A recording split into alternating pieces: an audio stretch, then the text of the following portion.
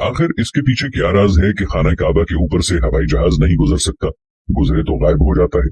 आइए जानते हैं आखिर खाना काबा के ऊपर से जहाज और परिंदे क्यों नहीं गुजरते।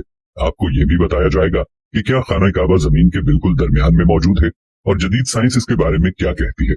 हमें मालूम है कि मक्का मुकर्रमा और खास तौर पर खाना काबा की हुदूद के ऊपर से आज तक कोई जहाज नहीं गुजर सका और न ही इसकी इजाजत सऊदी हुकूमत ने किसी को दी है और न ही ऐसा कभी देखने में आया है। आखिर इसके पीछे वजूहात क्या है? क्या वजूहात ये हैं कि इसके ऊपर से गुजरने वाली हर चीज जल जाती है या कोई और वजह है? सवाल पैदा होता है कि क्या खाना काबा जमीन के सेंटर में मौजूद है। जमीन एक बैजवी यानी अंडे नुमा शक्ल की है और किसी भी बैजवी नुमा चीज का कोई सेंटर नहीं होता। अगर जमीन फ्लैट हो तो इसका सेंटर दरियाफ्त किया जा सकता है, लेकिन एक गोल चीज का कोई सेंटर नहीं होता। जब आप किसी भी गोल चीज को देखते हैं तो उसका दरमियानी नुक्ता तब्दील हो जाता है। दरहकीकत आप इसका कोई यकीनी सेंटर नहीं बना सकते। इसलिए अगर ये कहा जाए कि खाना काबा इस जमीन के सेंटर में मौजूद है तो ये दुरुस्त नहीं है। जमीन को बनाने के लिए जो टुकड़ा सबसे पहले बनाया गया था, आज वो टुकड़ा सऊदी अरब कहलाता है। ये बात साइंसी एतबार से भी दुरुस्त साबित की जा चुकी है।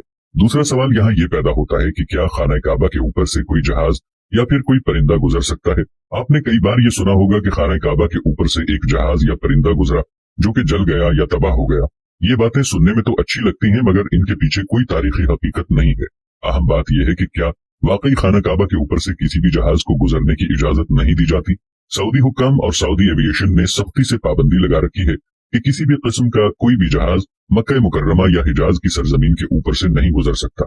इसकी अहम वजह यह है कि जो भी आजमीन हज जो हज या उम्रे के लिए जाते हैं, उनका जहाज सबसे पहले रियाज ले जाया जाता है और रियाज से लोगों को बसों और ट्रेनों में लेकर जाते हैं।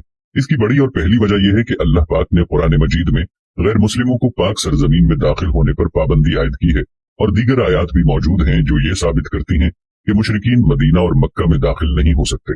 इसलिए किसी भी मुसाफिर तैयारी को हिजाज की सरजमीन में दाखिल होने से रोका जाता है, क्योंकि हो सकता है कि उन मुसाफिरों में कोई गैर मुस्लिम भी मौजूद हो। और यही वजह है कि सरजमीन हिजाज को दुनिया भर की तमाम एयरलाइनों के लिए नो फ्लाई जोन करार दिया गया है।